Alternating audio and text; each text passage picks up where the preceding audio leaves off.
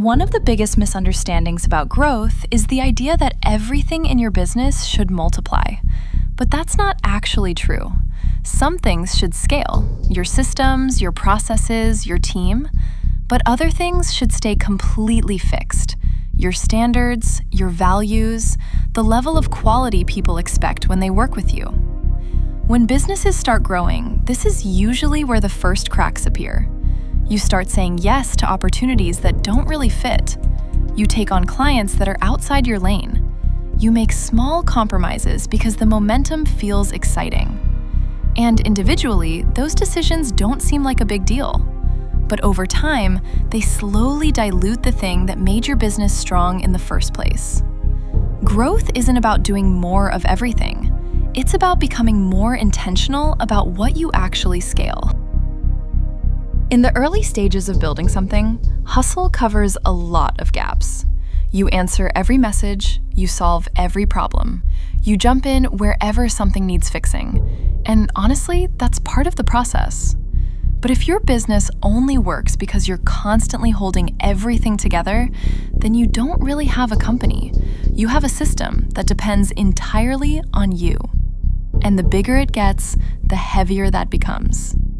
At some point, the same hustle that helped you build the business becomes the very thing that prevents it from growing further. Because you can't personally hold every piece forever.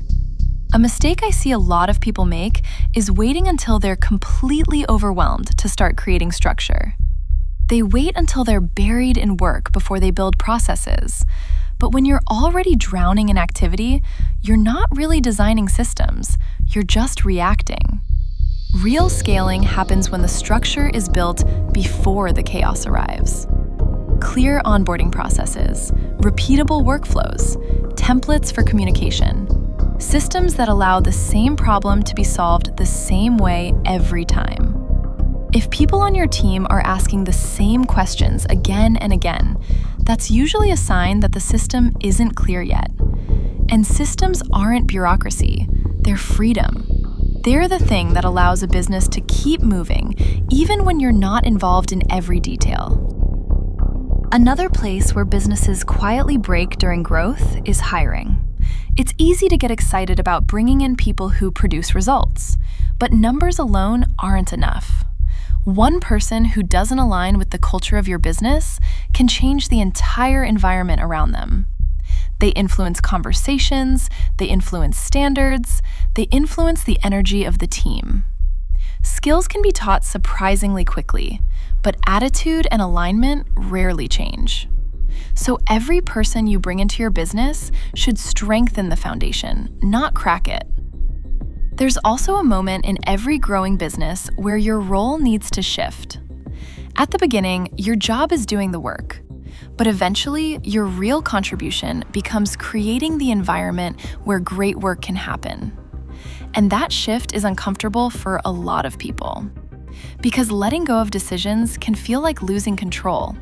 So founders stay involved in everything. They review every detail. They try to solve every problem. They remain the center of every decision. But ironically, that's what slows growth the most. A business can only expand when responsibility expands with it, which means defining ownership and trusting people to carry it. You don't need to be in every room. You just need to be in the right rooms.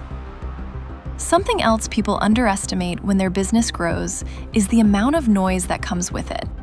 More people, more opinions, more urgent problems. And if you don't protect your focus, you end up operating in constant reaction mode. When that happens, the business stops being intentional. It just becomes responsive. That's why boundaries matter. Which meetings actually deserve your time? Which decisions truly require your input? And which responsibilities should belong to someone else? Not everything is urgent. And when everything feels urgent, it usually means nothing has been prioritized properly.